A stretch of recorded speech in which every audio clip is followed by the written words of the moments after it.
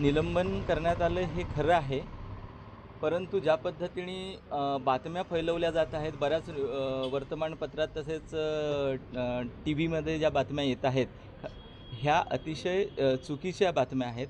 माझ्या विरोधात कुठलीही तक्रार किंवा काहीही नव्हती. मी प्रामाणिकपणाने इथे काम केलेलं आहे. इथे जे काही गोंदिया तालुक्यात 7-8 लाख जनता आहे, या जनतेला कुठल्याही गावात जर जाऊन आपण विचारलं तर माझ्या प्रामाणिकतेबद्दल व माझ्या कर्तव्यनिष्ठतेबद्दल सांगतील. फक्त वनविभागातल्या काही अधिकाऱ्यांचे चोचले मी पुरवू शकत नव्हतो.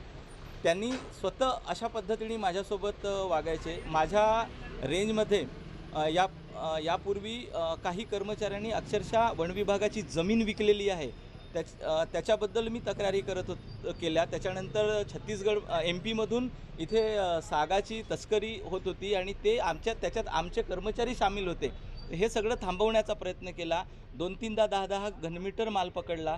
मध्ये गोंदियामध्ये खूप मोठी कारवाई केली होती, ज्यामध्ये PVR नावाच्या कंपनीनी अवैध खोदकाम करून जंगलात झाडं नष्ट केलेली होती. त्यावेळेस आपण त्यांची पोकलँड टिप्पर जप्त केलेली होती. तेव्हापासून हे लोक माझ्या मागे लागले होते, कारण त्यामध्ये आमच्या काही अधिकाऱ्यांचा कर्मचाऱ्यांचा पण सहभाग होता. तर हे त्यांना चांगलं काम पटत नव्हतं आणि त्यांच्या भ्रष्टाचाराचे जे काही धंदे होते ते मी असल्यामुळे त्यांना करू देत नव्हतो मी. त्यामुळे अशा पद्धतीची खोटी माझ्या विरोधात वरिष्ठ कार्यालयास माहिती सादर करून अशा पद्धतीची कारवाई करण्यास भाग पाडलेला आहे.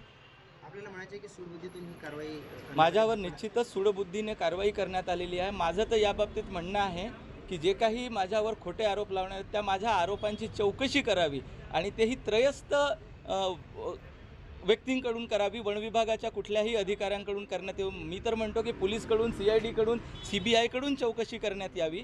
आणि या वनविभागात ज्या पद्धतीचे गैरकृत्य केले जात आहेत, मी गाडी पकडली, कारवाई केली, उलट या ठिकाणी मला ॲप्रिसिएट करायला पाहिजे. सरकार जमा करण्यासाठी प्रयत्न केला, मला त्याच्यात सहकार्य केलं नाही. उलट गाड्या सोडण्यासाठी माझ्या मागे अनेकदा यांनी तगादे लावले व मला गाडी सोडण्यासाठी धमकी दिली.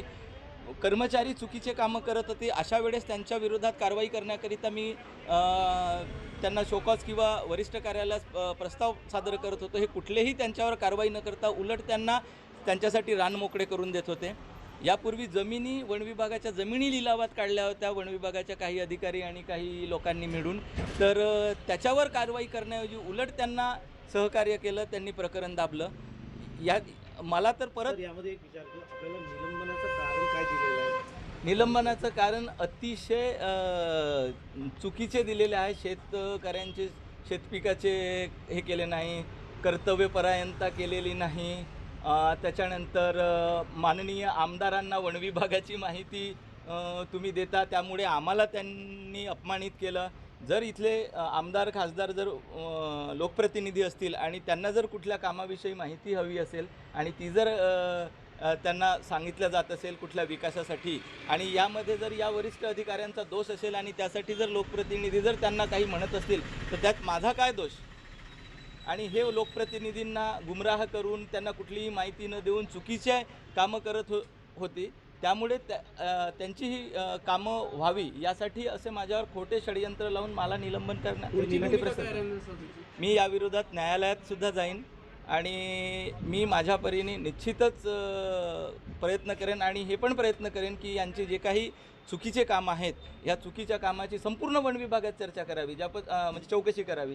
ज्याप्रमाणे यांनी माझ्यावर आरोप लावला की शेतकरी तक्रार केली, कुठल्याही शेतकऱ्यांनी कुठेही जाऊन तक्रार केलेली नाही, काहीही नाही. माझं म्हणणं आहे यापेक्षा सर्व जिल्ह्यातली जर तपासली तर माझ्याकडली जी प्रकरणं आहेत ती सर्वात जास्त अगोदर निकाली काढण्यात आलेली आहे आणि बाकीच्या 12 रेंजमध्ये अनेक प्रकरणं प्रलंबित आहेत, अनेक अडचणी आहेत, परंतु त्याकडे काही दुर्लक्ष केलं जात नाही, कारण ते यांची ऐकतात. तर ह्या सगळ्या वनविभागातले जे विषय आहेत, अवैध उत्खननाचे असतील, रेती माफिया चोरी करणं त्याच्यात आमच्या कर्मचाऱ्यांच्या सहभागाचं असेल, जंगलात अवैध रोड बनवण्याचं असेल त्यामध्ये आमच्या अधिकाऱ्यांची संलिप्तता असेल, मध्य प्रदेश आणि छत्तीसगडमधून सागाची वाहतूक होते त्याच्यात आमच्या अधिकारी कर्मचारीची संलिप्तता असेल, वन जमिनी काही लोक मिळून लोकांना विकल्या म्हणण्यापेक्षा त्या कब्जा करायला लावलात, अशा प्रकरणं असतील. ह्या सगळ्या प्रकरणाची चौकशी व्हावी. ती वनविभागाच्या अधिकाऱ्यामार्फत नाही, ती त्रयस्थ विभागामार्फत व्हावी आणि जे दोषी आहेत त्यांच्यावर कारवाई करावी.